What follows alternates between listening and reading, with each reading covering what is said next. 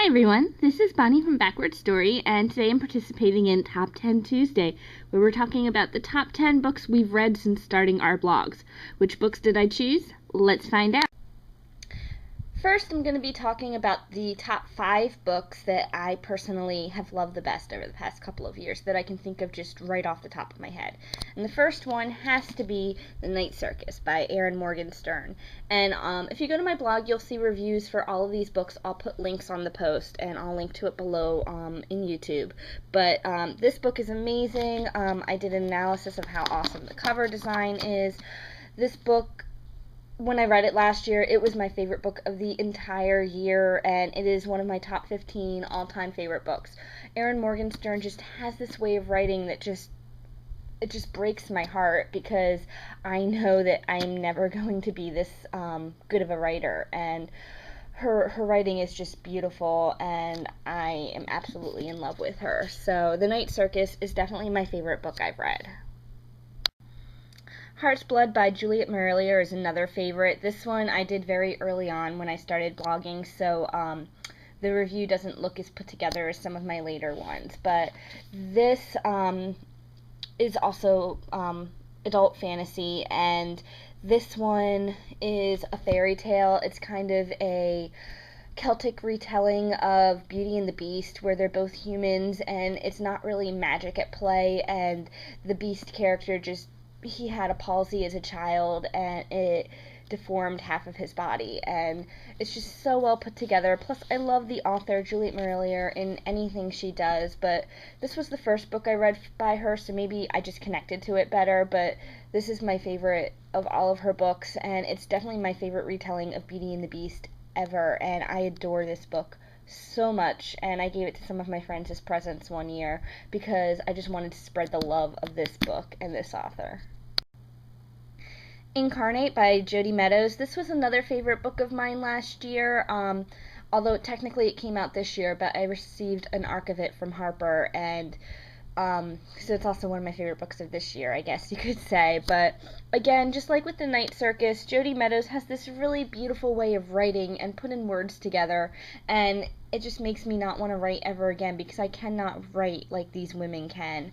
And I really, I'm not big on books about reincarnation or anything, but Jodi Meadows manages to do it in a new, innovative way, and I really appreciated what she brought to it and the way she developed a character that supposedly has no soul in this world of ageless souls, and it just captured my attention, and I'm really looking forward to the next book in the trilogy.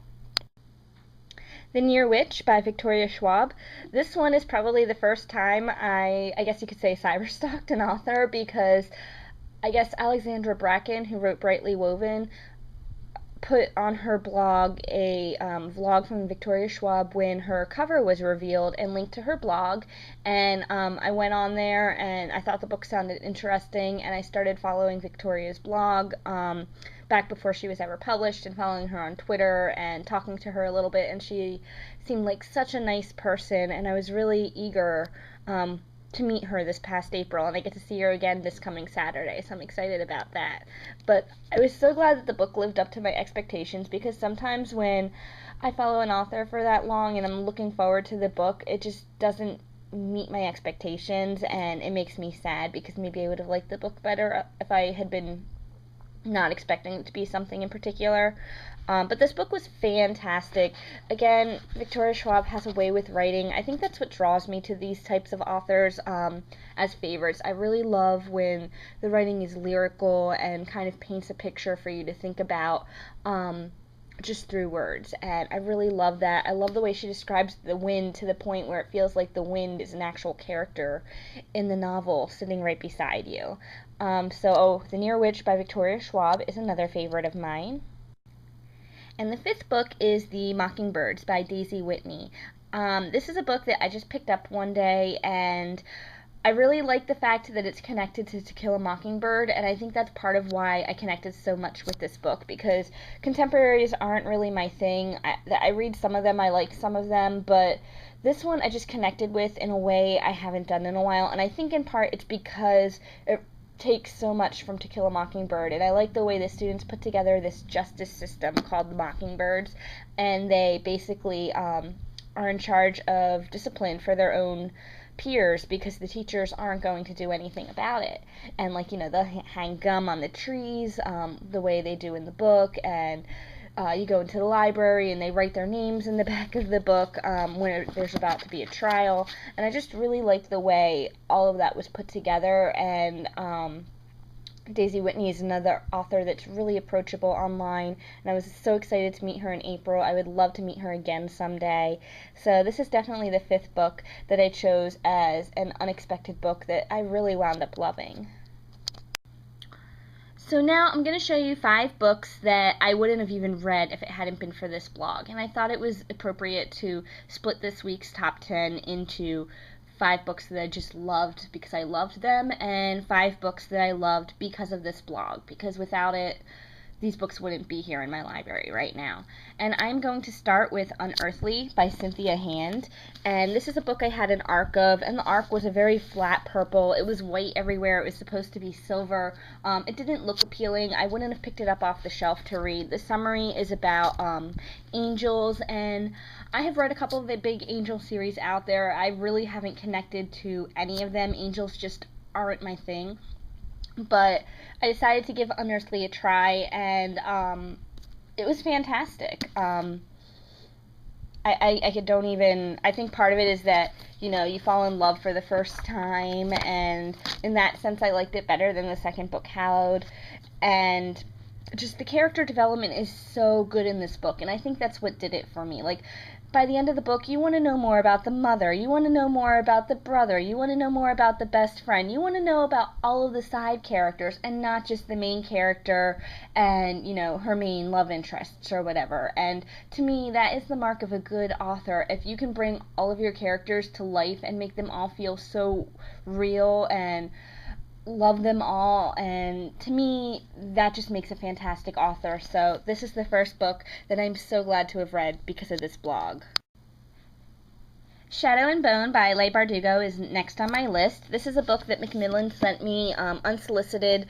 I hadn't requested it when I had requested their other books from their catalog, and they sent it in this shiny blue envelope, and it was like their book of the season. And I read the back of it, and I was like, I really don't want to read this. This isn't my thing. And it was talking about, I guess the summary's here. It was on the back cover of the arc. Drafted into the army of their war-torn homeland, they're sent on a dangerous mission into the fold, a swath of unnatural darkness crawling with monsters who feast on human flesh.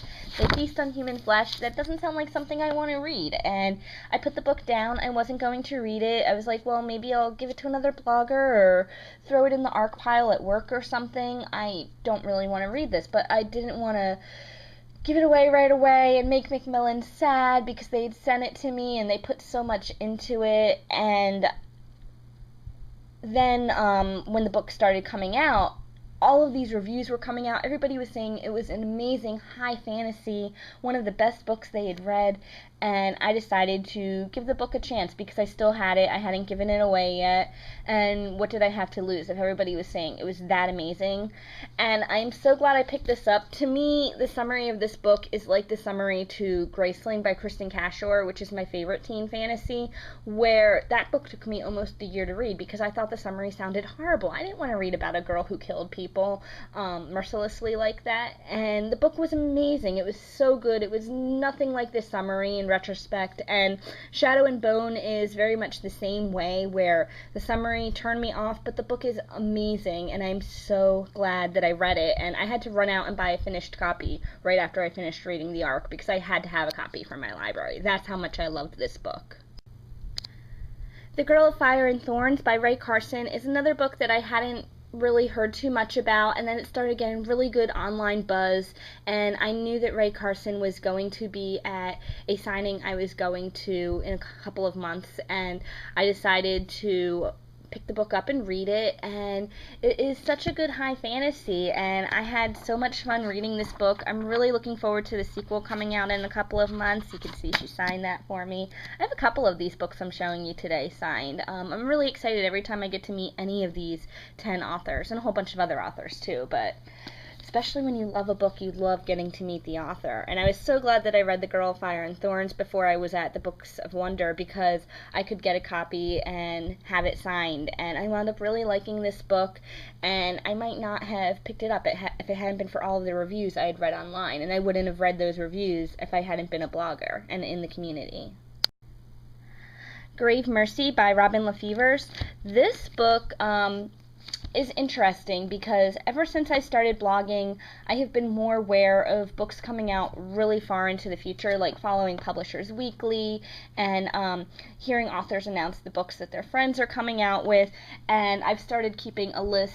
I had started keeping a list in like Microsoft Word of all of the books coming out before I really used Goodreads, and they had that stuff so far in advance. And sometimes still Goodreads doesn't have it far enough in advance, and I have to write it down.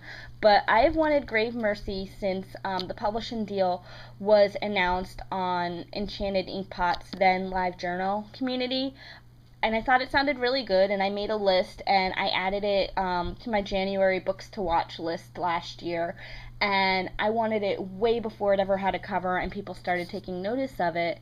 And I was really, really lucky to get an arc of it from the publisher, and I loved the book so much, and I passed the arc around at work, and so far everyone who's read it has really enjoyed it as well.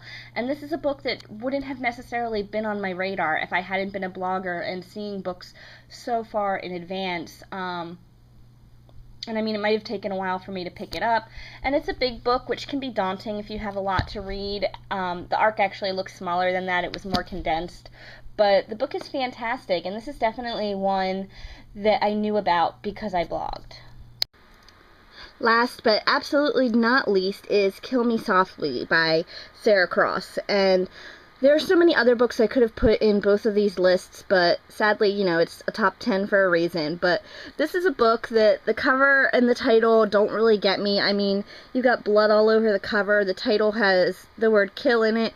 It sounds like something very violent, and it looks like it too. I would have never picked this off the shelf to even look at, and I would have never known it was a fairy tale. And I guess in June, maybe, people were blogging about their top books of the year so far. And I don't know if it was for Armchair BEA or for something else, but at one point somebody had mentioned that Kill Me Softly was one of their favorite books of the year, and they hadn't included a cover, but it was one of the top 10 listed. And I was reading the summary, and it sounded amazing. It was Sleeping Beauty and a whole bunch of different fairy tales, and you had the original Grimm's version going on, and I wanted to read it. And then I saw the cover, and I thought it just looked so gross, and I actually read this on my Nook because I didn't want to see the cover, and I'm kind of hoping when it comes out in paperback, the cover will look different, because I would really like to own an actual copy in my library and not just a digital one, but we'll see. This is definitely one that I don't like looking at, and it is such a good book that I think the cover doesn't do it justice. And after I read this, I really wanted to read other books by Sarah Cross, and I got her first book, Dull Boy, out at the library, which just doesn't live up to the amazingness that is this book. And I cannot wait for another book by her, and I would read it because she has a really unique way of writing, and she really intrigues me. So that's my top 10 this week. I cannot wait to see what everybody else has chosen, because I think we have a lot of good books to choose from, and I really wish I could have made this twice as long, but I decided to do 5 for each. But I really can't wait to see what you've all done. Leave me a link below, and I will see you next time. Bye!